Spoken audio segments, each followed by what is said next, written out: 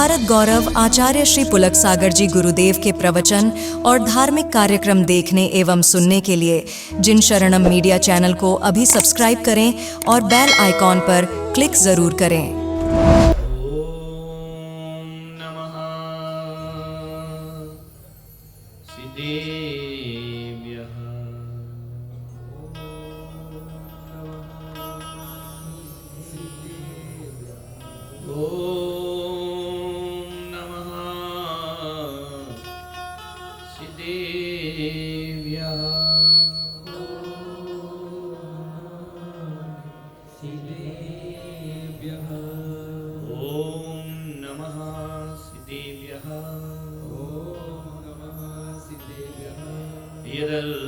भावेन प्रमुदित मनादरदुर्य चढ़ादासीत स्वर्गी गुणगण समृद्ध सुखनिधि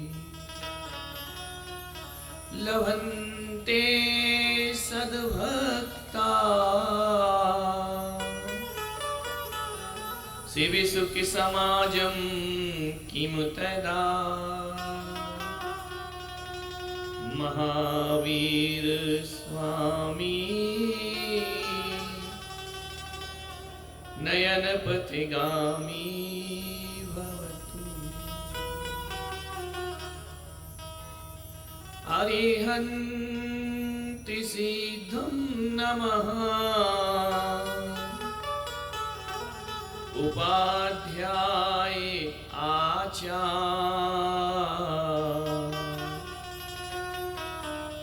जग के साधु संत सब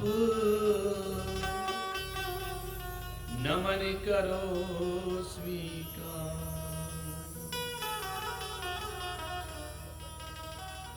गणधर देवी को सुमरि के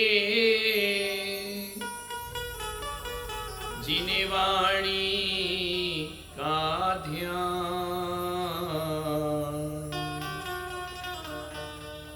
आदिनाथ भगवान का करहूं चरित गुणगान। आदिम तीर्थंकर प्रभु आदिनाथ मुनीनाथ आदि व्याधि सब मम हरो तव चरणन में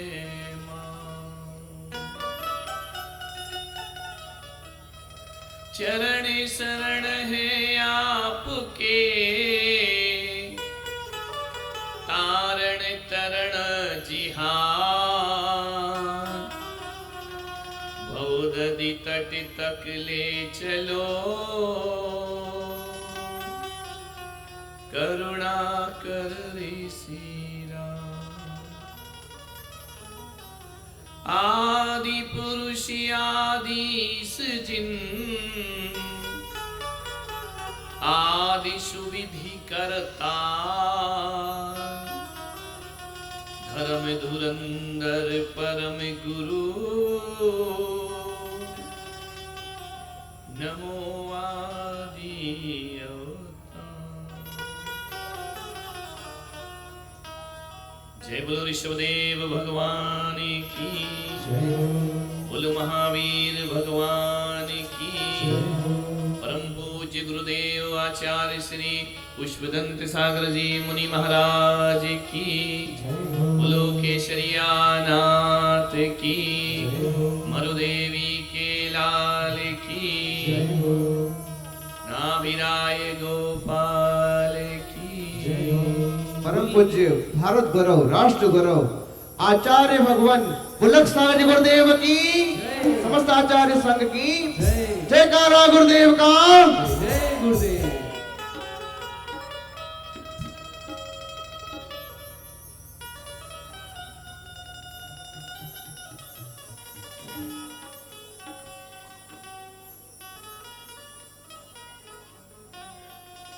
कथा समापन की तरफ है।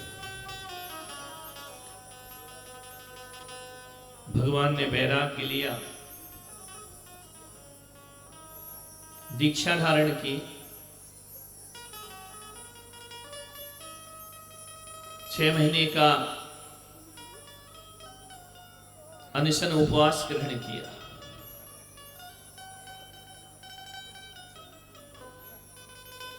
देखा कि 4000 और भी राजवंशियों ने दीक्षा ली, लेकिन वह पथभ्रष्ट हो गए। क्यों भ्रष्ट हो गए? कि मनुष्य की सबसे बड़ी कमजोरी आहार है। मनुष्य अन्न का कीड़ा है, भोजन बिन जी नहीं सकता है, पानी बिन जी नहीं सकता। जीवन के आधार हैं ये, लेकिन भोजन भोजन में अंतर होता है। जो विवेकी जन होते हैं उन्हें कैसे खाना है, अविवेकी कैसे खाते हैं। एक जैन श्रावक कैसे खाता है, एक अज्ञानी जीव कैसे खाता है, यह विवेक रखना मनुष्य का धर्म है। गाय को प्यास लगती है, वो नाली का पानी पी लेती है। वो ये नहीं देखती है कि पानी कहां से आ रहा है, कैसा है। उसकी प्यास केवल पानी को देखती है, उद्गम को नहीं देखती है। पवित्रता अपवित्रता को नहीं देखती है। गाय वह पशु है, उसका ज्ञान इतना विकसित नहीं हुआ, वह अपनी पर्याय से बंधी है। जैन के घर का पानी है, अजैन के घर का पानी है, हिंदू के घर का पानी है, मुसलमान के घर का पानी है, यह भेद गाय नहीं जानती है। कीचड़ का पानी है, नाली का पानी है, गाय ये भेद नहीं करती है। प्यास लगती है, वह पानी की तरफ दौड़ जाता है, उसका ज्ञान विकसित नहीं। मनुष्य के साथ ऐसा नहीं है। मनुष्य जब पानी पिएगा तो पहले देखेगा पानी कहां का है, कैसा है। तुम्हें प्यास लगेगी तो तुम नाली का पियोगे क्या पानी? तड़प के मर जाओगे प्यासे। लेकिन नाली का पानी कोई पीने को तैयार नहीं होता, गंदा पानी कोई पीने को तैयार नहीं होता।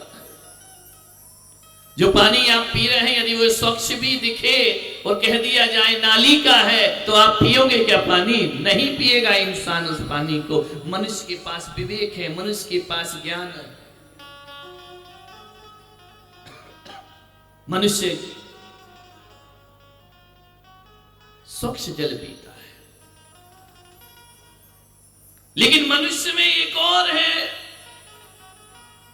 और वह है जैन। जिन शासन में पैदा होने वाला वो स्वच्छ जल ही नहीं पीता, वो शुद्ध जल पीता है, पानी को छान करके पिया करता है। वह जगत में जैन कहलाया करता है। आम मनुष्य पानी छान कर नहीं पीते, लेकिन जैन मनुष्य पानी छान कर पीता है। जिसके घरों में पानी का छन्ना होता है ना, तो उस घर में जाके पूछना नहीं पड़ता कि ये जैन का घर है कि अजैन का घर है। बर्तन में लगा हुआ कपड़े का छन्ना बता देता है ये किसी जैन महिला के पनघट पे भरा हुआ घड़ा है जो पानी छान कर पिया करती है। यह पहचान ऋषभदेव ने हमें प्रदान की है। जैन कुछ अलग है,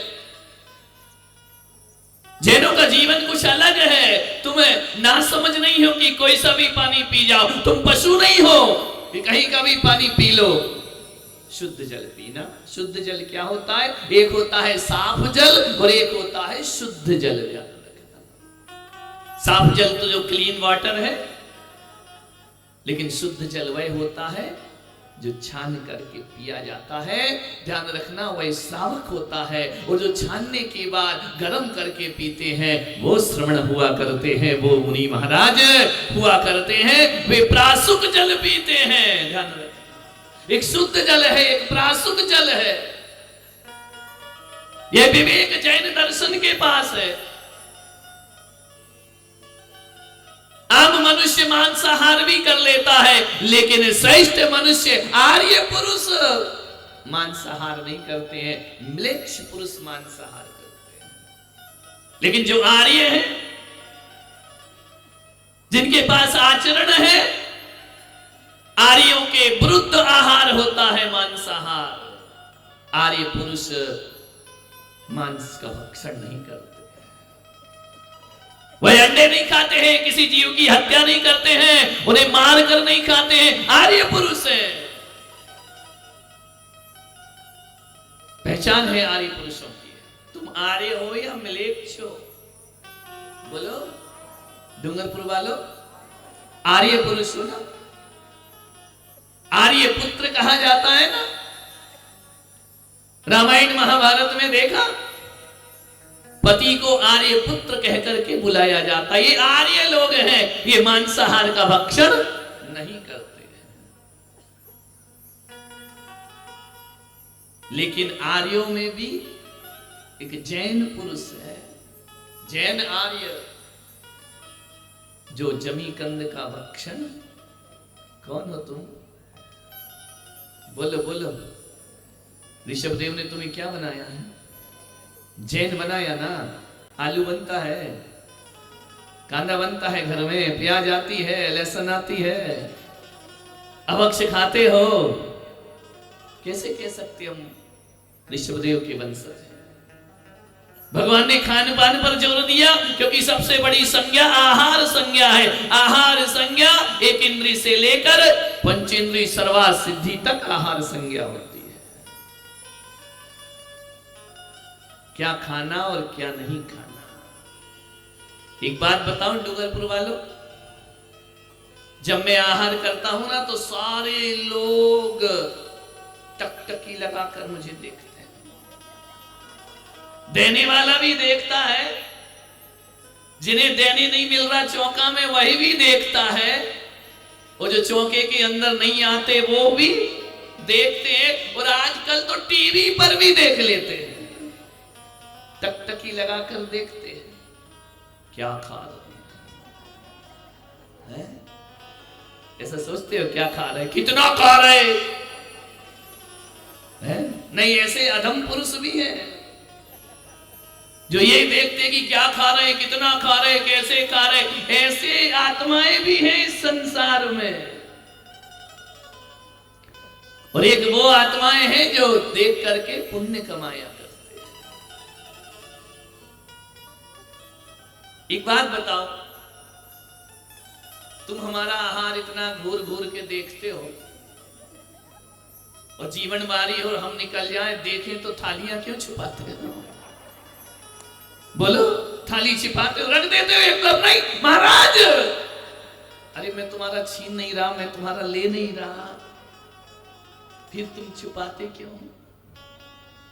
तुम्हारा आहार देखे ना। मैं तो कहता हूं, अब श्रावकों को मुनियों का आहार नहीं, अब मुनियों को श्रावकों का आहार देखना चाहिए। जब तुम भोजन करो ना, तो हमें तुम्हारे घर पहुंच जाना चाहिए कि दिखाओ थाली में क्या खा रहे हो तुम। और जिस दिन मुनि लोग तुम्हारा आहार देखने लगेंगे ना, उस दिन तुम्हारे थालियों में से आलू गायब हो जाएगा, प्याज गायब हो जाएगा, बैगन गायब हो जाएगा। अब हम तुम्हारे आहार देखेंगे। ध्यान रखना, तुम हमारे मत देखो। हमारा तो जो ऋषभदेव ने कहा हम वही आहार लेते हैं, जो तीर्थंकरों ने बताया हम तो वैसा ही आहार लेते, हम वैसा ही जीवन जीते हैं जो हमारे पिता ऋषभदेव हमें सौंप करके गए। तुमने गड़बड़ कर ली थालियां। ध्यान रखना, अब अक्षय तुम्हारी थाली में है या नहीं है? बहुत कम घर होंगे जिनके घर में आलू प्याज का प्रवेश नहीं है। अरे बुजुर्ग नहीं खा रहे, लेकिन बहू बेटे तो खाते हैं। ध्यान रखना, अब हम तुम्हारे चौके देखने की तैयारी करेंगे। कभी भी आ जाऊंगा मैं तुम्हारे घर जब तुम खाना खा रहे होगे, दोनों टाइम का देखेंगे। और तुम तो हमारा एक टाइम का देखते हो, क्योंकि हम लेते ही एक टाइम है।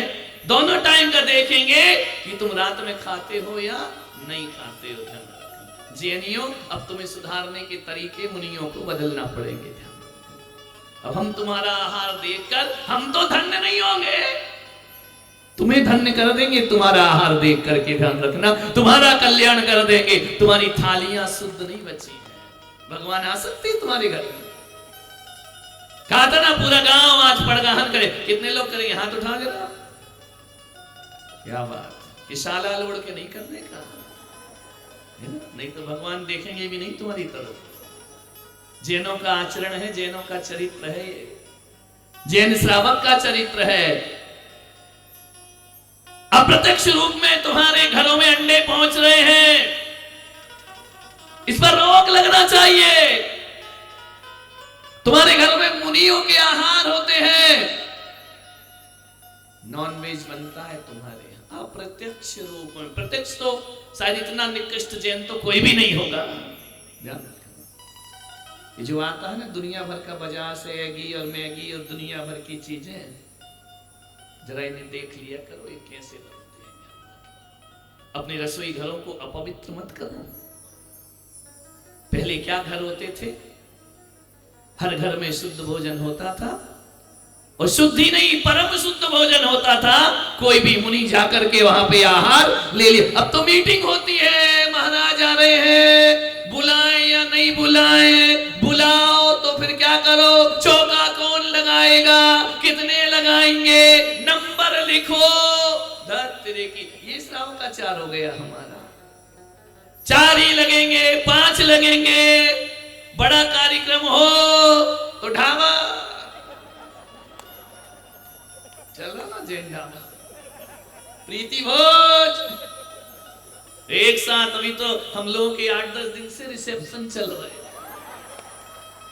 सामूहिक भोजन हो रहा है। क्या करें, कथा चल रही है ना, क्या करे। अब मैं तुम्हारी कथा बोलूं या अपनी कथा सुनाऊं, समझ ही नहीं आता है मुझे। नंबर लगाना पड़ते हैं। पहले का जमाना वह था, किसी भी घर में जाओ, मुनिराज आ जाएं कभी भी, श्रावक हाथ जोड़कर उनकी नवदा भक्ति। हर घर में एक व्रती होता था। आज व्रती तो दिखते नहीं है। ऐसा चौका बना लो ना, तुम्हारा क्या बिगड़ता है? शुद्ध भोजन करो,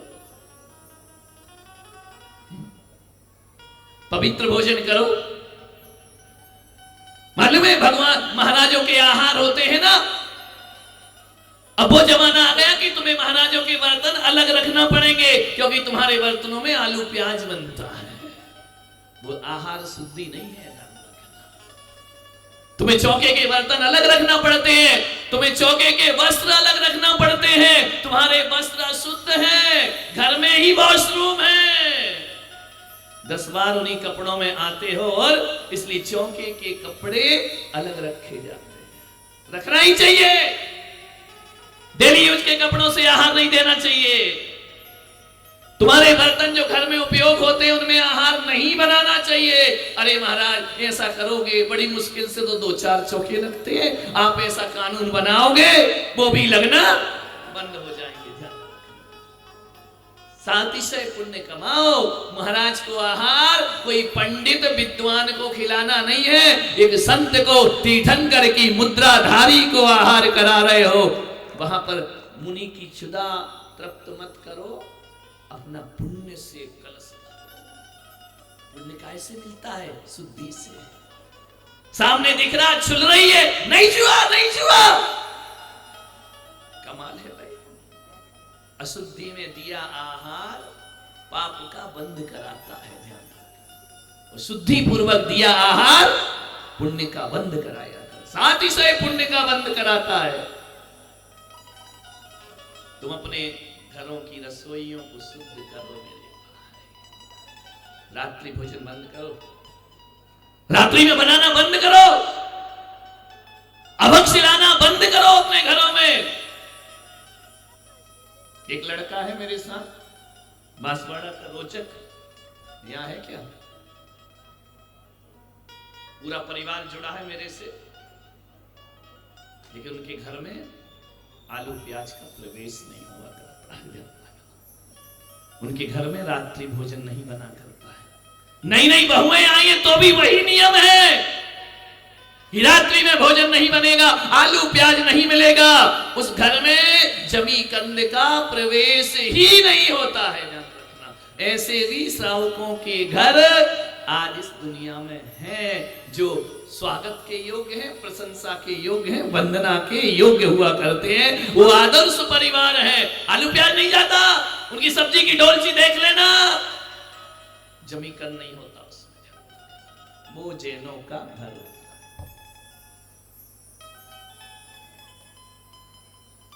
कैसा आहार करता है, खान पान पे जो शुद्धि का ध्यान रखता है ना। एक बात याद रखना डूंगरपुर वालों, जिनका खान पान शुद्ध होता है उनकी खानदान शुद्ध हुआ करती है। ध्यान रखना, उनके आचरण शुद्ध होते हैं, उनका परिवार शुद्ध होता है, उनका जीवन शुद्ध होता है, उनकी भाषा शुद्ध होती है, उनके परिणाम शुद्ध होते हैं, उनका मन शुद्ध होता है, और उसके घर में मन शुद्धि, वचन शुद्धि, काया शुद्धि गूंजती रहती है। केवल महाराज के लिए मन शुद्धि, वचन शुद्धि मत बोलो, अपना मन वचन और आहार सब शुद्ध रखो रोज घर, तब तुम जैन कहलाओगे। नहीं तो तुम्हें जैनी कहलाने का कोई हक प्राप्त नहीं हुआ करता है। क्या फर्क पड़ता है शुद्ध खा लो तो, क्या दिक्कत आती है शुद्ध खाने से? कोई समस्या है क्या?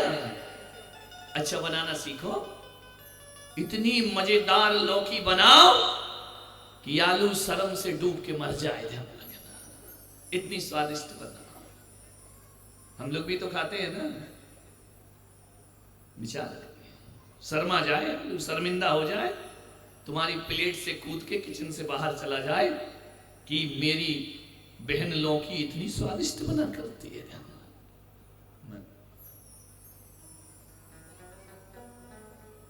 क्या हो गया है? कैसा घर का वातावरण बना लिया हमने, कैसी जिंदगी हमारी बन गई। रसोई घर के सामान तो कम हो रहे हैं। ध्यान रखना, पहले हाथ से मसाला पिसता था, घर में होते थे, शुद्ध भोजन बनता था, मसाले मर्यादा के होते थे। अब कहां से आते हैं? MDH, सीधा पिसा आ जाता है। घर के रसोई के सामान घट रहे हैं, वॉशरूम के सामान बढ़ रहे हैं। ध्यान रखना, कितनी शीशियां होती हैं तुम्हारे उसमें, कितने तरह के शैम्पू, कितने तरह के क्या क्या होते हैं, ये तुमको कैसे पता?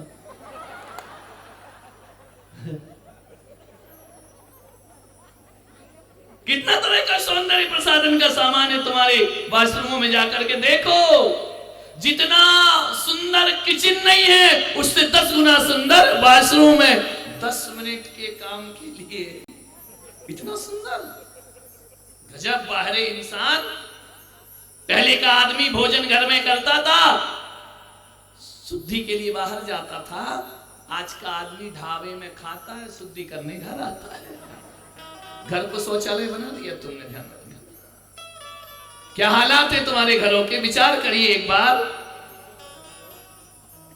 वॉशरूम में शीशियां बढ़ रही हैं, रसोई घर में कम हो रही। क्यों? शुगर है, चीनी नहीं खाना, ब्लड प्रेशर है, नमक नहीं खाना, दूध कम हो रहा है, कोलेस्ट्रॉल बढ़ रहा है, घी कम हो रहा है, कोलेस्ट्रॉल। तो रसोई घर का सामान तो घट रहा है और वॉशरूम का सामान बढ़ रहा है। बारे जय हो तुम्हारी, क्या दशा है इस देश की। मैंने देखा ऋषभदेव में, केसरिया जी में प्रवचन करने जाता था, मार्केट से गुजरता था, क्या देखा मैंने? खाने की सब्जी फुटपाथ पर बिक रही है और पांव की जूतियां शोरूम में बिक रही हैं। ध्यान रखना, सोचो तो क्या मति मारी गई आदमी की। कांच के शोरूम में चप्पलें रखी हैं, और जिसे खाना है वो फुटपाथ पे रखा है। गाय मुंह मार रही है, बकरी मुंह मार रही है, इसमें आदमी मुंह मारेगा थोड़ी देर बाद, ध्यान रखना। और जूते चप्पल कहां रखे हैं? 100 रुपए। चावल 100 रुपए kilo, वाहरे Modi ji SIM card 10 रुपए में। इतना आवश्यक हो गया है। राम राज में दूध की नदियां, कृष्ण राज में घी, और मोदी राज में चाय की प्याली फूंक फूंक कर पी। ध्यान रखना, ये दशा हमारी हो गई। फूंक फूंक के चाय पियो ना, दूध है ना घी है, चाय पी करके खून जलाते रहो। हालात बहुत बिगड़ गए हैं। नाक में दम है आदमी की कमा कमा के। किसकी वजह से? नहीं, यहां वालों की बात नहीं कर रहा हूं, किशोरिया वालों की बात। बेचारा आदमी है ना, एक जीन्स ले आए, 6 महीने नहीं धोए तो भी चलता है।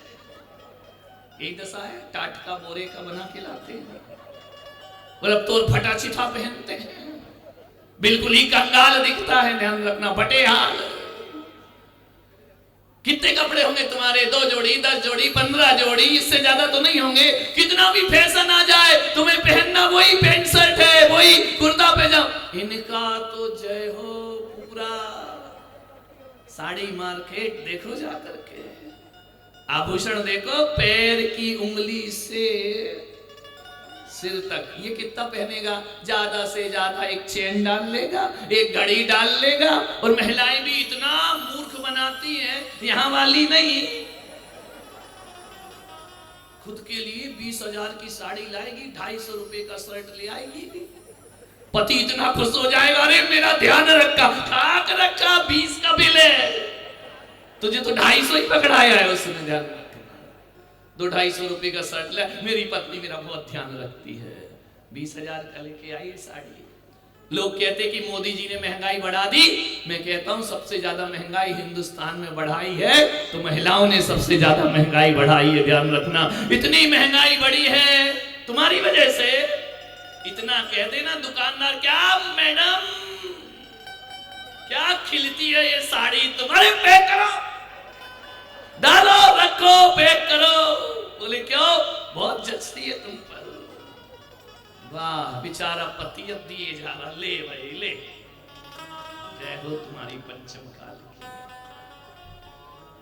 और खरीद कर ले आई, और 4 महिलाओं ने मंदिर में नहीं पूछा कितने की है, कहां से लाई। बार बार पल्लो गिरेगा, बार बार प्लेट देखेगी, कोई तो देखे, कोई नहीं देख रहा। तेरे की कहां से ले आई? एक भी महिला, एक आदमी कहा, अरे जम नहीं रही तुमको, सत्यानाश हो दुकानदार का। पति से कहेगी अब अगली लेकर आओ। महंगाई तुमने बढ़ाई है, ज्यादा महंगाई ये लोग नहीं, इनके पास क्या है? बेचारे कमाते कमाते 1-1 किलो लिपस्टिक ला ला के परेशान।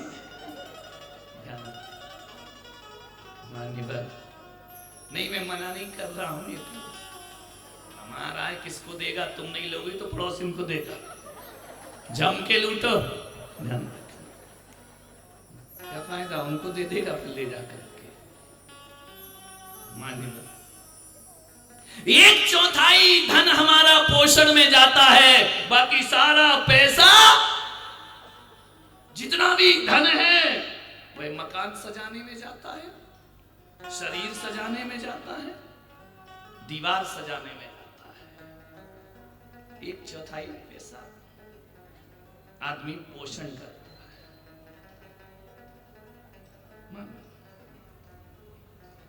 मेरा ये विरोध नहीं है कि आप क्या करें और नहीं करें, गृहस्थ हो तुम्हें जो करना है करो, लेकिन इतना जरूर कहूंगा आज मैं आपसे कि आपके घर में इतना तुम्हारे अनाज में ताकत होना चाहिए कि किसी मुनि की क्षुधा को शांत कर सके।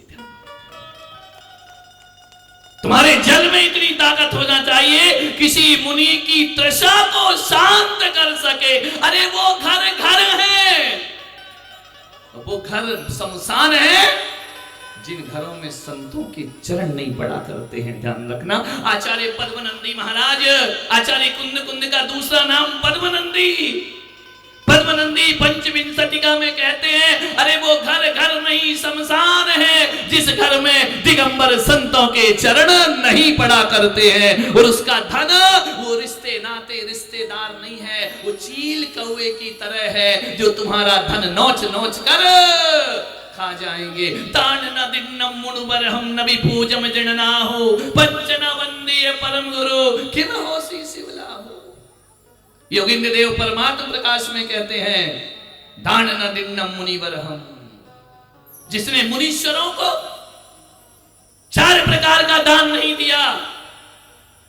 नबी पूजम जिणना हो, जिस श्रावक ने शिनेन्द्र भगवान की पूजा नहीं की।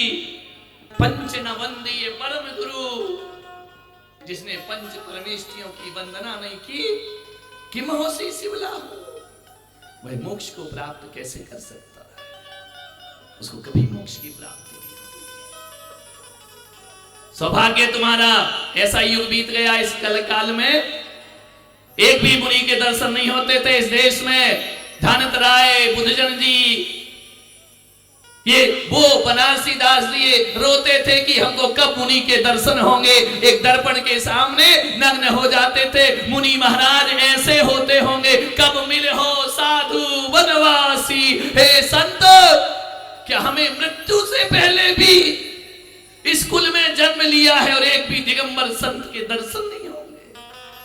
व्यर्थ है हमारी आंखें जिन्होंने संत के दर्शन नहीं किए, व्यर्थ है तुम्हारे हाथ जिन्होंने भगवान का अभिषेक नहीं किया, व्यर्थ है तुम्हारे पैर जो संतों के साथ पद विहार नहीं कर पाए। रोते थे कि कब हमें संतों के दर्शन होंगे, हमें जीवन ऐसी समय कब आएगा कि हमें मुनिराजों के दर्शन होंगे। डूंगरपुर वालों, आज तुम सौभाग्यशाली हो कि आज इतने मुनिराज भारत में भ्रमण कर रहे हैं कि सुबह से शाम गाड़ी लेकर निकलो तो 150 संतों के दर्शन तुम्हें अपने आप प्राप्त हो जाएंगे। ध्यान रखना, ये सौभाग्य है तुम्हारा, किस्मत है, वरना तरसते रह गए वो मुनियों के दर्शन के लिए, उनको कभी मुनियों के दर्शन नहीं हो पाए। आचार्य शांति सागर महाराज का एहसान मानो, आचार्य विद्यासागर जी का एहसान मानो, आचार्य विमल सागर जी का एहसान मानो, आचार्य पुष्पदंत जैसों का एहसान मानो कि इतने दिगंबर संतों के तुम्हें दर्शन का लाभ प्राप्त हो। लेकिन जब साधु ज्यादा हो जाए तो भी परेशानी हो जाती है। चौका कौन लगाए?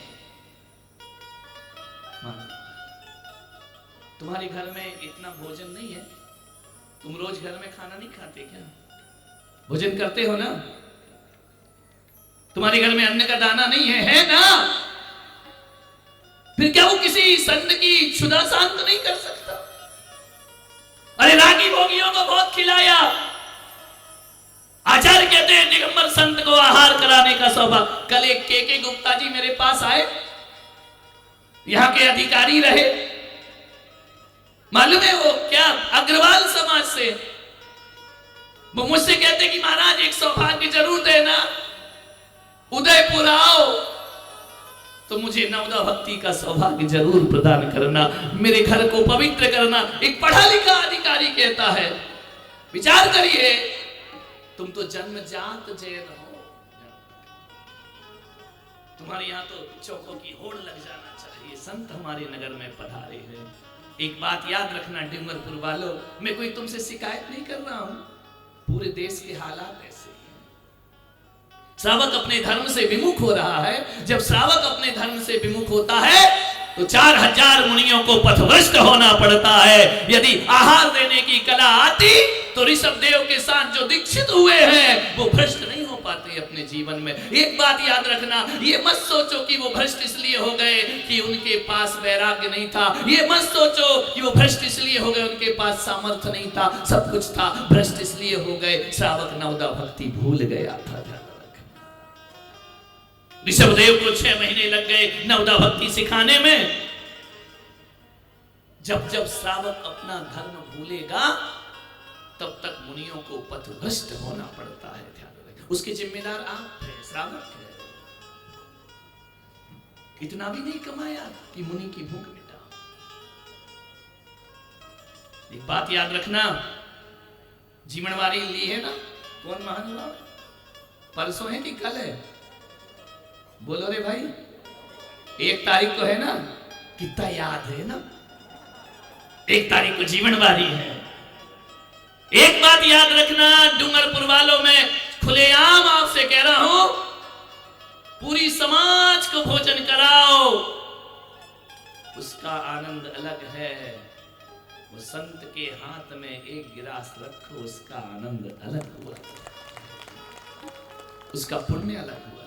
1 गिलास भी रखने को मिल जाए ना, तो समाज को कया हुआ भोजन, वो संत को दिया हुआ आहार, यह मोक्ष का साधन बनता है। मालूम है, जब ऋषभ देव को आज आहार होगा, राजा श्रेयांश आहार देते हैं, इक्षु रस की धारा छोड़ते हैं। वह धारा श्रेयांश के स्वर्ण पात्र से गिरकर भगवान की अंजलि में आती है। तो राजा श्रेयांश क्या सोचता है मालूम है? कर में जो पैधार देत, मानो बांधत भव सिंधु से। वह ये नहीं कहता है कि मैं महाराज की, भगवान की क्षुधा मिटा रहा हूं, मानो बांधत भव सिंधु से। जब कर में इक्षु रस की धार देता है ना, तो राजा श्रेयांश सोचता है कि हे भगवान, धन्य हो गया मैं, आपके हाथों में मैं इक्षु रस की धारा दे रहा हूं। मानो बांधत भव सिंधु से, मानो उसने संसार और मोक्ष के बीच में एक पुल का निर्माण कर लिया है, एक सेतु का निर्माण कर लिया। अब ये मेरा मोक्ष निश्चित हो गया। तीर्थंकर को आहार देने वाला तीसरे भव में निर्माण को प्राप्त किया करता है। कौन सौभाग्यशाली है? तीर्थंकरों को आहार देगा, तीसरे भव में निर्माण जाएगा, मुनियों को आहार देगा, 7वें 8वें भव में निर्माण का पात्र बन जाता। इतनी महिमा है, न शास्त्र पढ़ना न ग्रंथ पढ़ना, आहार देने का ये पुण्य है। बहुत महिमा बतलाई गई है। देखने का भी पुण्य है, देने का भी पुण्य है। देखना किसके लिए बोला है? तुम कहते नहीं हम तो देख के पुण्य कमा लेते हैं। जो अपाहिज होते हैं ना, लंगड़े लूले, जो नीच गोत्र के होते हैं ना, उनको देखने का बोला है। तुम लंगड़े लूले हो क्या? बोलो, अपाहिज हो क्या? हाथ पैर नहीं है तुम्हारे, नयन नहीं है, कान नहीं है, बहरे हो क्या? सब है ना, तो फिर देखना क्यों? जब भगवान ने सर्वांग सुंदर दिया है, इस सुंदर शरीर से अपने हाथों से आहार देना चाहिए। देखने की जरूरत क्यों पड़े? अपाहिज थोड़ी है हम, नीच गोत्र में थोड़ी पैदा हुए हम जो देख के अनुमोदना करें। अनुमोदना वो करते हैं, देखिए जिसके पास सब कुछ होता है ना, वो अनुमोदना नहीं करता, वो कृत करता है, अपने हाथों से आहार दिया करता है। मुनिराजों को ये मत सोचना कि कोई मुनि तुम्हारे घर आहार को आया है तो आहार करा के तुमने उन पे बहुत बड़ा एहसान कर दिया। मुनि ने एहसान, मुनि पर एहसान नहीं किया तुमने, एहसान तो मुनि ने तुम पर किया है, जो तुमसे आहार लेकर तुम्हारे लिए स्वर्ग मोक्ष के रास्ते खोल दिए हैं। एहसान तो मुनि राजों ने तुम पर किया है। संसारी कामी भोगी को खिलाते हो, बर्थडे पार्टी मनाते हो, शादी की सालगिरह मनाते हो, कितने लोगों को खिलाते हो, कुछ नहीं होगा। खाया खोया बह गया। ये आते हैं ना, खाते भी हैं और बुराई भी करके जाते हैं। यार मजा नहीं आया ना तेरे की। कमर साहब आएंगे ना, कितने भी थाली लगा दो, कितना भी खिला दो, खाएंगे पिएंगे, और कंवर साहब नहीं ठीक है लेकिन मजा नहीं आया। ध्यान रखना, ये ग्रस्तों के काम। तो साधु को उबला भी भोजन दे दो तो साधु कहता है तुम्हारे पापों का क्षय हो, तुम्हारे कर्मों का क्षय हो। साधु आहार के बाद जब कायोत्सर्ग करता है ना, तो यही कहता है कि हे भगवान, जिस श्रावक ने आज मेरी क्षुधा शांत की है, इसके घर कभी अन्न के दाने की कमी नहीं पड़ना चाहिए। संत प्रार्थना करता है तुम्हारे लिए कि अन्न के दाने की कमी तो छोड़ो भगवान, इसकी भी एक दिन ऐसी गति हो कि इसे अन्न की जरूरत ही नहीं, परम सिद्ध परमात्मा का पद से प्राप्त। इतनी बड़ी दुआ ये नहीं देंगे, ये 1100-500 का लिफाफा देके चले जाएंगे और इंतजार करेंगे कि हमारे यहाँ हो तो वो रिटर्न आना चाहिए। ध्यान रखना, संत ऐसा नहीं करते। संत तुम्हारे कल्याण का लिस्ट बनती है ना, किसका कितना व्यवहार आया। अच्छा उसने 2100 दिया था तो ठीक है, अपन भी 2100, उसको याद रखते हो, लिस्ट बनी रहती है। दत्त देखिए मुनिराज को आहार, असीम पुण्य, जगत का कल्याण। ऋषभदेव भगवान, कौन सतपात्र है जो भगवान को आहार देगा? अपात्रों से आहार थोड़ी लेते हैं। तुम कहते हम कुपात्रों को आहार नहीं देते, अपात्रों को आहार नहीं देते हैं, तो धर्म भी कहता है ऐसे कुपात्रों से भी नहीं लेना, ऐसे अपात्रों से भी आहार ग्रहण नहीं करना चाहिए। सतपात्र होना चाहिए, सज्जाति होना चाहिए, उच्च कुल का होना चाहिए, उससे आहार ग्रहण करना चाहिए। ध्यान, अहंकारी नहीं होना चाहिए, संतुष्टि वाला होना चाहिए, क्रोधियों से आहार नहीं लेना, क्षमाशील होना चाहिए, छल कपट वालों से आहार नहीं लेना, सरल स्वभावी होना चाहिए। सरल स्वभावी होए ताकि घर बहु संपदा, उनसे आहार। भगवान पात्र देख रहे थे, कौन पात्र है, कौन दाता है। ध्यान रखना, यदि संत नहीं होते ना, हम तुमसे आहार नहीं लेंगे ना, तो तुमको कोई दाता नहीं कहेगा। ध्यान रखना, दाता किसकी दम पे बने हो? संत के आहार लेने की दम पर तुम्हें दान शिरोमणि का खिताब मिला। भगवान ने अविग्रह लिए, तीर्थंकर भगवान ने सोचा कि ये जो मैं 6 महीने से आहार नहीं कर रहा हूं ना, ये उचित नहीं है। तुम लोग सोचते ना कि उपास बहुत उचित है, भगवान सोचे नहीं, जिनसे नाचार्य कहते हैं उचित नहीं है। भगवान, सारी दुनिया आपका अनुसरण करेगी, आप 6 महीने उपासे रह सकते हो, सब थोड़ी रह सकते हैं, और आप आहार नहीं लेंगे तो आहार की परंपरा चलेगी कैसे? कौन सिखाएगा? तो किसे भांति पदार्थ पंथ कहाँ रहते, लहते अविचारी, या विधि संत कहे धन है जिन बैन बड़े उपकारी। हे जिनेंद्र, उपकार करो। मैंने एक दिन ऋषभदेव भगवान से पूछा, केसरिया जी में था ना, मैंने कहा कि भगवान आप वज्र वृषभ नारायण सहनन के धारी, आप उत्तम शक्ति के संपन्न, आप तो बिना आहार के भी मोक्ष जा सकते थे, क्या जरूरत थी आपको आहार लेने की? क्यों 6 महीने नगर नगर गांव गांव कस्बे कस्बे में आप गए, राजधानी से लेकर गांव के गलियारों तक गए, क्यों इतना कष्ट सहा भगवान? रोज जाते, लौटकर वापिस आ जाते, जाते वापिस आ जाते, 6 महीने प्रजा नहीं जानती कि भगवान क्यों आ रहे, क्यों जा रहे। पहले मुनि महाराज थे ना, क्यों इतना कष्ट सहा आपने? आप तो बिना आहार के भी मोक्ष चले जाते। केसरिया नाथ ने कहा कि पुलक सागर,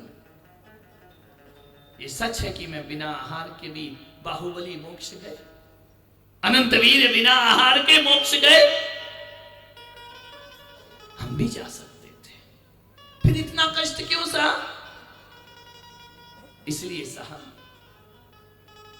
मैंने ये कष्ट अपने लिए नहीं सहा, तुम जैसे मुनियों के लिए मैंने ये कष्ट सहन किया है, क्योंकि मैं जानता हूं मुझे पास बल है, शक्ति है, साधन है, तद्भव मोक्षगामी हूं, मैं बिना आहार के भी मोक्ष जाऊंगा। लेकिन तुम पंचम काल में साधारण मुनि होगे, तुम बिना आहार के जीवित नहीं रह सकते हो। और आहार बिना जिंदा नहीं रहोगे तो व्रतों का पालन कैसे करोगे, समाधि कैसे करोगे, संधारा कैसे करोगे। धर्म रक्षा के लिए, आत्म साधना के लिए, कर्म क्षय के लिए एक भुक्ति का मैं तुम्हें विधान बनाता हूं। मेरे जैसा मत करना आचरण कि 6 महीने में एक बार भुक्ति भी नहीं, तुम्हें तो रोज भुक्ति करना है। एक भुक्ति तुम्हारा सहना हीन है, दीन है। कितनी सोचा भगवान ने हमारे लिए। ऋषभ देव वालों, मैं 2-2 बार 3-3 बार गला फाड़ रहा हूं, ये कष्ट सह रहा हूं। मैं ना भी करूं कथा, ना भी करूं प्रवचन, तो मुझे तो आहार मिलेगा ही ना। और जोर जोर से करूं तो भी मुझे आहार वही मिलेगा, ना करूं तो भी वही मिलेगा। लेकिन मैं सोचता हूं कि जब हमारे तीर्थंकर हमारे लिए इतने कष्ट सहते हैं तो हमारा भी दायित्व बनता है इस परंपरा को जीवित रखने के लिए हमें भी कष्टों को सहन कर, ये परंपराएं आगे बढ़ाना पड़ेगी। नहीं तो लोग आहार दान देना भूल जाएंगे। क्यों ये सब हो रहा है? लोग बोले नाटक है, नाटक नहीं है, मुझे अपनी संस्कृति को जिंदा रखना है, इसलिए ये केशव कथा का यहाँ पर आगाज किया गया। सीखो कैसे आहार दिए जाते हैं। अपनी बेटी को दहेज में संपत्ति देना या नहीं देना, हर माँ बाप से निवेदन करूंगा, नवदा भक्ति जरूर देना कि बेटी ससुराल में जाना तो तेरे घर में मुनियों के आहार होते रहना चाहिए, ध्यान रखना। और जब तुम्हारी मृत्यु का क्षण आ जाए, आपकी औलाद आपके पास खड़ी हो, उस औलाद को आप वसीयत देते हैं, मकान का बंटवारा करते हैं, रुपए का बंटवारा करते हैं। डूंगरपुर वाले पुलक सागर का कहना और मानना कि जब तुम्हारी मृत्यु का क्षण आए तो अपने बेटे से कहना कि एक हाथ में पकड़े घर की संपत्ति और एक हाथ में पकड़ मुनियों की नवदा भक्ति। और बेटे एक बात ध्यान रखना, संपत्ति चली जाए तो गम नहीं करना, अपने घर से नवदा भक्ति खत्म नहीं होना चाहिए। गरीबी में भी रहे तो नमक रोटी खिला देना मुनिराज को, लेकिन मेरे मरने के बाद इस घर में मुनियों के आहार बंद नहीं होना चाहिए। इस घर में संतों के चरण पड़ते रहे पुत्र। जो संपदा चली गई है ना, एक बात याद रखना, यदि घर में नवदा भक्ति रही तो गई हुई संपदा फिर वापस लौट करके आ जाएगी, ध्यान रखना। और यदि नवदा भक्ति चली गई तो संपदा लौटने वाली नहीं है। इतना सिखाओ। मैं क्यों बच्चों से आहार लेता हूं? ये भावी भविष्य है हमारे धर्म के, जिन शासन के तुम अपने वंश संतति के लिए उनसे प्रेम करते हो, और हम अपने ऋषभदेव की परंपरा को जीवित रखने के लिए इन बच्चों से प्रेम किया करते हैं। 2600 वर्ष के बाद तक हम भगवान महावीर के इस परंपरा को यहाँ लेकर आए।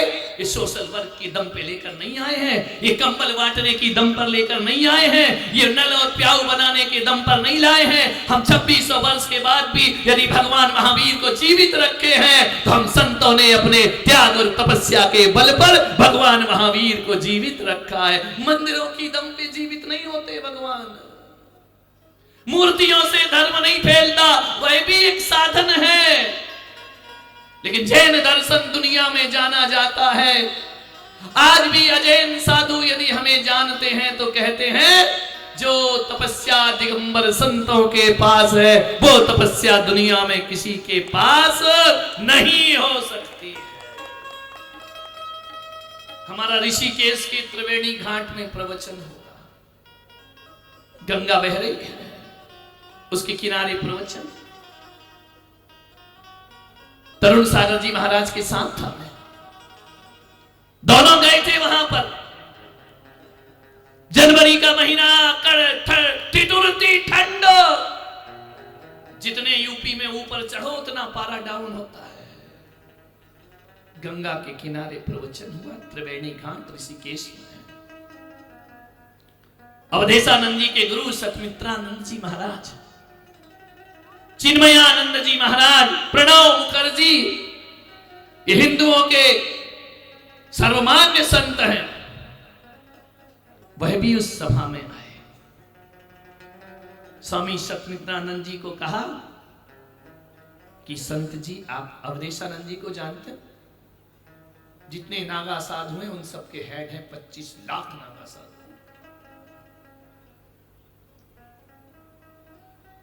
उनसे कहा गया कि सत्यमित्रानंद जी से, जिन्होंने भारत माता मंदिर बनाया है ऋषिकेश में, आप संत की सभा में 2 शब्द बोल दिए, आप अहिंसा पर कुछ बोलिए। स्वामी सत्यमित्रानंद जी खड़े हुए, उन्होंने कहा कि संत जी, हम अहिंसा पे क्या बोल सकते हैं?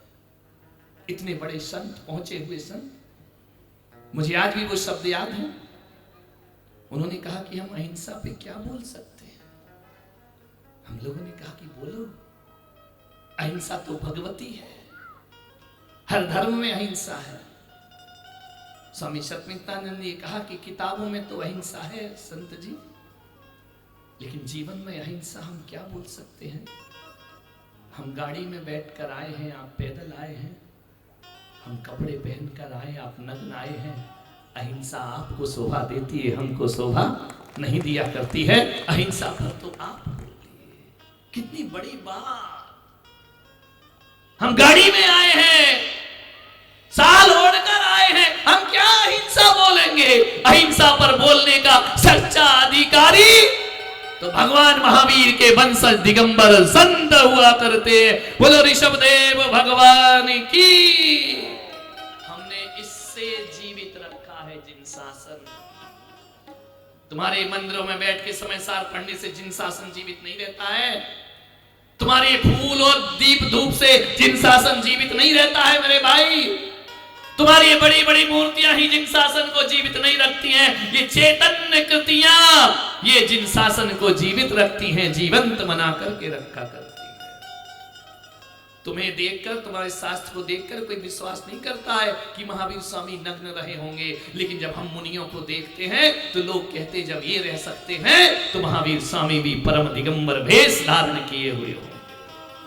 जब आज के साधारण हम मुनि लोग इतनी तपस्या करते हैं तो मेरे ऋषभदेव की तपस्या, हम प्रमाण पत्र हैं त्याग और तपस्या। ये पोथियां प्रमाण पत्र नहीं होती। एक मुसलमान सड़क से गुजरेगा, टोपी देखकर कहेंगे मुसलमान जा रहा है। ईसाई जाएगा, उसके गले में लटके हुए क्रॉस को कहेंगे ये ईसाई है। ब्राह्मण जाएगा, चोटी देखकर, त्रिपुंड देखकर कहेंगे ब्राह्मण है। मालूम है? जनेऊ देख के कहोगे ये ब्राह्मण है। जनेऊ तुम्हें क्या दिखाओ कि तुम्हें कोई जैन कहे? ना तुम्हारे पास टोपी है, ना तुम्हारे पास क्रॉस है, ना तुम्हारी पहचान कंठी माला है, ना तुम्हारे पास तिलक है। कौन कहेगा तुम्हें जैन? बोलो, कोई पहचान है तुम्हारी? हाँ है। जब दिगंबर संत सड़कों पर गुजरते हैं ना, और जब तुम उनके पीछे पीछे चलते हो तो तुम्हारी पहचान ये तिलक टोपी नहीं, तुम्हारी पहचान तुम्हारे संत हुआ करते हैं। संतों के पीछे चलोगे तो लोग कहेंगे जैन समाज जा रहा है। तुम्हारी पहचान है, इस पहचान को बनाए रखना। नवदा भक्ति से पहचान बनेगी। 6 महीने ऋषभदेव ने कहा कि हम बिना आहार के भी मुक्ति पाते, लेकिन आने वाली संतति के लिए हमें आहार ग्रहण करना। बीत गए 6 मास जब बिना लिए आहार, यतियों की चर्या प्रकट करने किया विचार।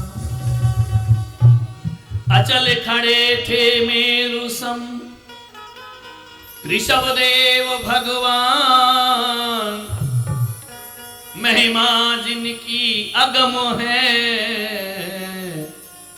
भंग हेतु यह ध्यान। देखा कर विचार भगवान, देखा कर भगवान। राजवंश के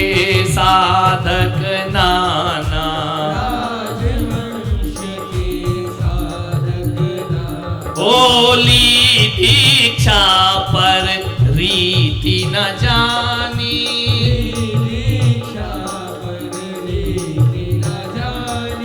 भ्रष्ट हुए बिन भोजन पानी,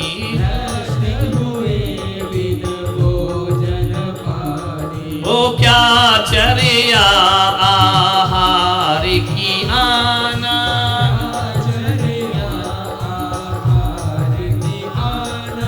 हो गायती को अब बतलाना, होगा। क्या कहते हैं भगवान की ये सब दीक्षा तो ले लिए लेकिन भ्रष्ट हो गए हैं, आहार पानी नहीं जानते हैं, विधि नहीं जानते हैं। अब मुझे इन्हें यतियों की चर्या बताना पड़ेगी। मोक्ष मार्ग के नेता है ना। ओ काय के लेस वहीं तक उत्तम, क्या कलेश वही तक उत्तम, हो संक्लेश न पर हो संयम, हो संक्लेश न पर हो संयम। काया को उतना ही कसो, उतना ही कष्ट दो, उतना ही क्लेश दो जिससे हमारे परिणाम संक्लेश ना हो जाए। पंचम काल में ऐसे मुनि वैसे मुनि, मुनि ऐसे करते मुनि वैसे करते, हमारे ऋषभदेव भगवान कह रहे उतना ही करना जितने से संक्लेश ना और संयम ना छूटे। मोक्ष सिद्धि संक्लेश विहीना, मोक्ष सिद्धि संक्लेश विहीना, तप के लिए जरूरी जीना, तप के लिए जरूरी जीना। मोक्ष संक्लेश भाव से मोक्ष नहीं होता है, भगवान कह रहे हैं संतुष्ट भावों से मोक्ष होता है। एक टाइम के आहार से आत्मा संतुष्ट हो जाती है, फिर 23 घंटे तपस्या करो, मोक्ष की साधना करो।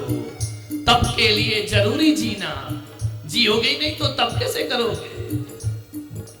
यदि सम्यक आहार चाहिए, यदि सम्यक आहार चाहिए, जीने का आधार चाहिए, जीने का आधार चाहिए। हो ममे अनुसरण नहीं सब लायक, हम अनुसरण नहीं सब लायक, उभय वृत्ति निश्चय व्यवहारक, उभयवती निश्चय व्यवहारिक। भगवान कह रहे कि मेरा अनुसरण सबके लायक नहीं है, मैं तद्भव मोक्षगामी हूं, मेरी तपस्या सब करे ऐसा नहीं हो सकता है। उभय वृत्ति, व्यवहार धर्म की भी स्थापना करना है और निश्चय धर्म की भी स्थापना करना है। ओ में अनुसरण नहीं सब लायक, हम अनुसरण नहीं सब लायक, उभय वृत्ति निश्चय व्यवहारक, उभयवती निश्चय व्यवहारिक। ओ कस तन हो ना रहे गतिशीला, कृष्ण हो न रहे गतिशीला। ऐसा भी शरीर मत कर लेना कि शरीर चलना ही बंद कर दे, गतिशील होना ही बंद कर दे। और कैसा भोजन मत करना, ओ कृत तन कृष तन हो ना रहे गतिशीला, कृष्ण हो न रहे गतिशीला।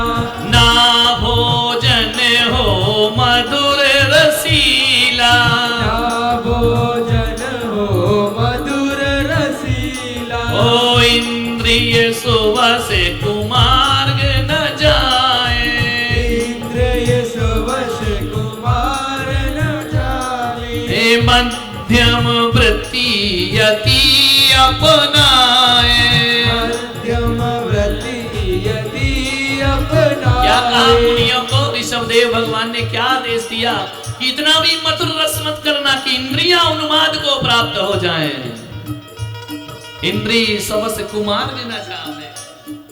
मध्यम व्रती वृत्ति यति अपनावे। 24 घंटे नहीं खाना, 2 बार नहीं खाना, 3 बार नहीं खाना, जब पानी का जग उठाई मटकी पानी पी ली, ये धर्म है क्या? एक अंजलि में लेकर हाथ ही थाली और हाथ ही प्याली, वह ऋषभदेव भगवान का धर्म हुआ करता है। बोलो ऋषभदेव भगवान की तालियां जय हो।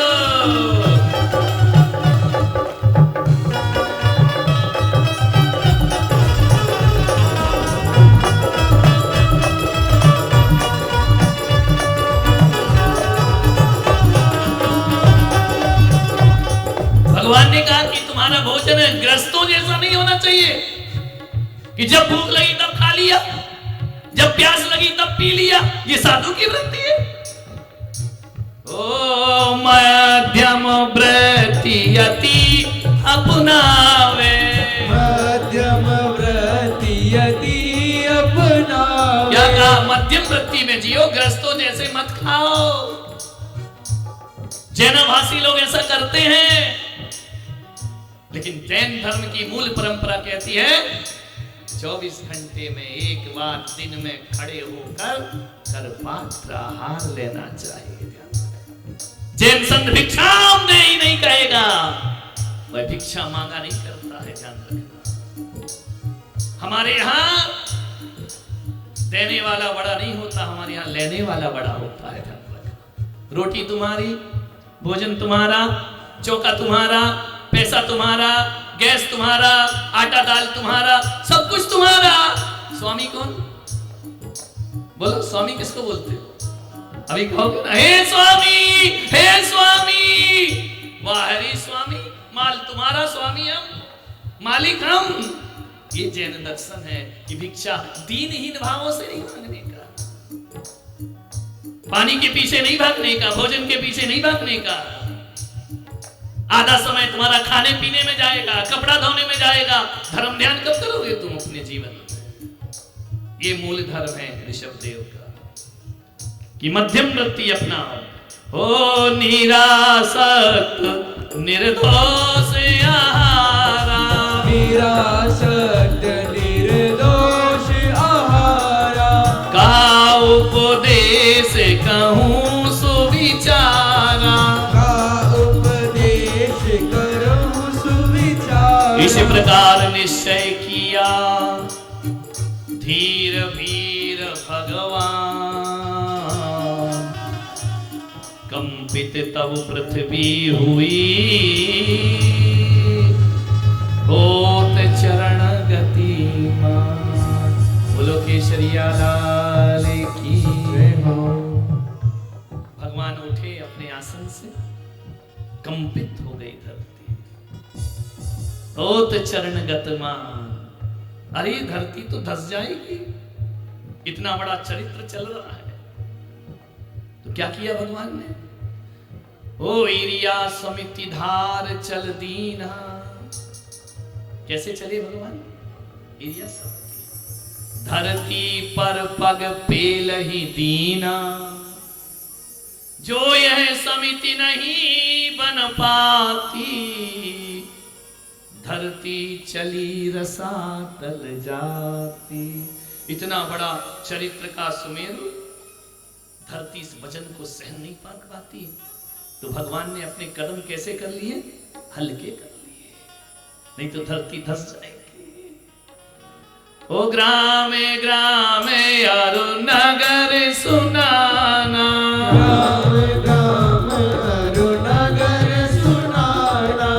करत विहार चले भगवान, करत विहार चले भगवान। कोई नहीं जान रहा कि क्यों आ रहे हैं भगवान, क्यों घूम रहे हैं। कोई बोलते नहीं, मौन है ना, हाथ फैलाते नहीं, मुंह से बोलते नहीं।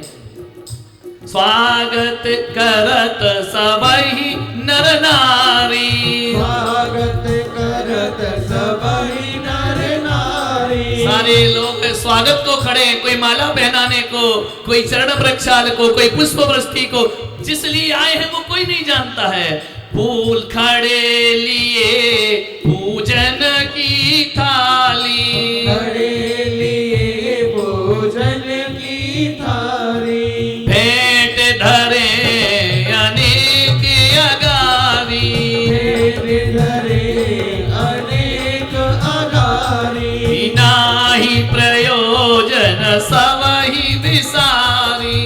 नाही प्रयोजन सब ही कोई हीरे मोती माणिक भेंट धर रहा, भगवान ने उनसे कोई प्रयोजन ही नहीं है, सबको एक तरफ करते हुए आगे बढ़ रहे हैं। करत प्रणाम चाहे कछु सेवा, करत प्रणाम चाहे कछु सेवा। और रखे मौन चलते रहे देवा, रखे मौन चलते रहे देवा।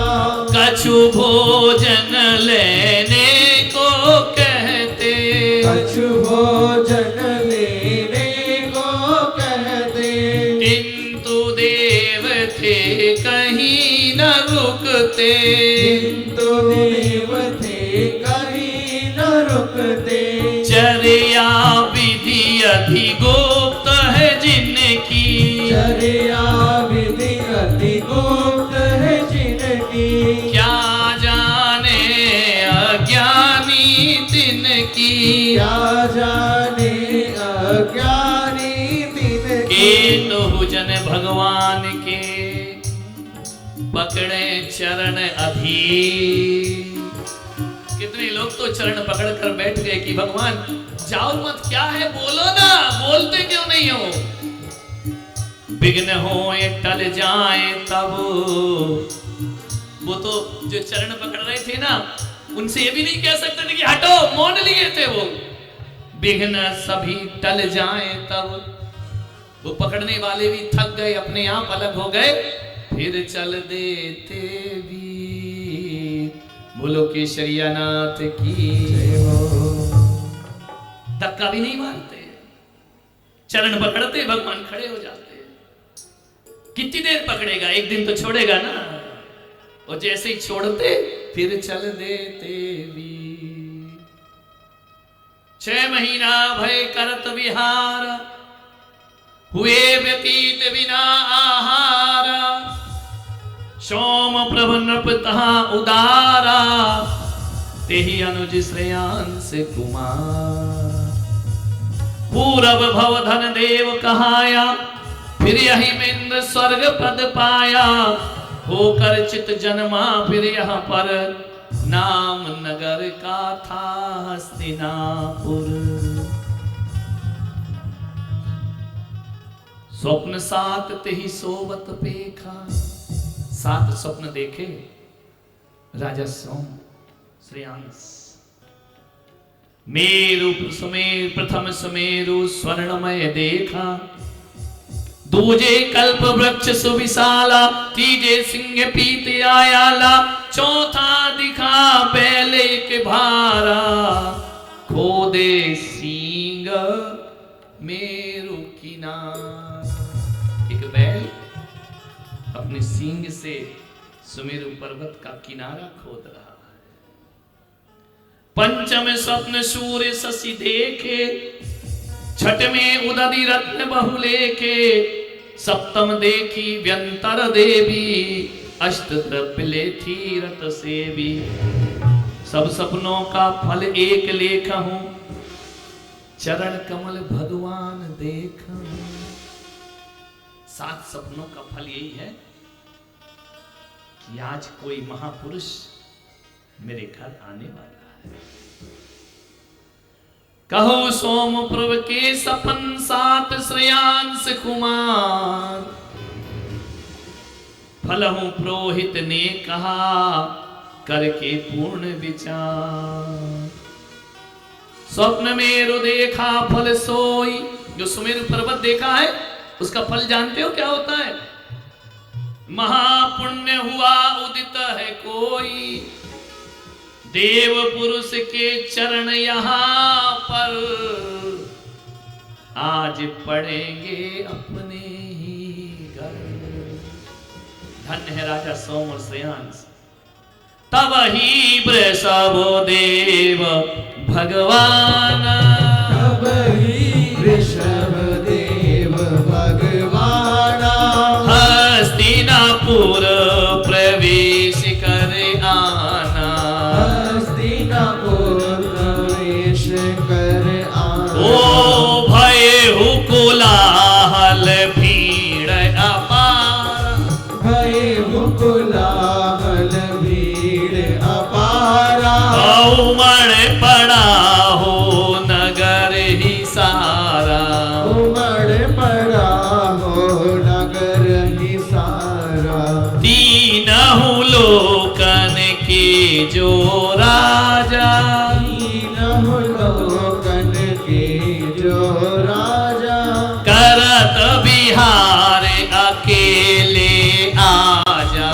करत बिहार तीन लोक के नाथ जिसके आसपास स्वर्ग रहता था, असंख्यात देवी देवता रहते थे, हस्तिनापुर के लोग कह रहे आज अकेले क्यों घूम रहे हैं? इनकी कहां गए वो सब देवी देवता? कोई भी साथ नहीं, आज अकेले हो, अकेले भ्रमण क्यों कर रहे हैं?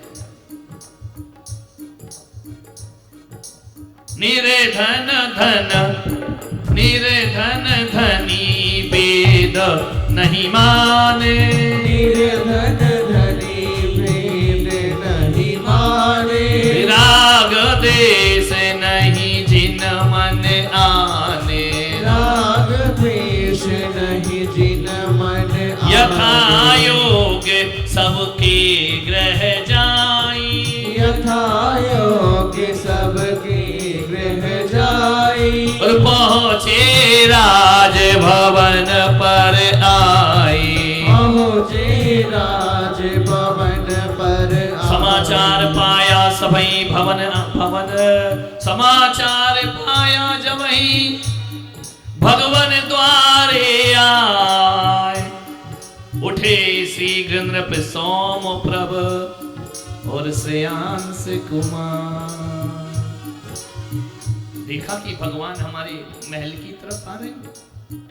स्वप्न का फल यही था कि कोई दिव्यात्मा आज तुम्हारे घर आएगा।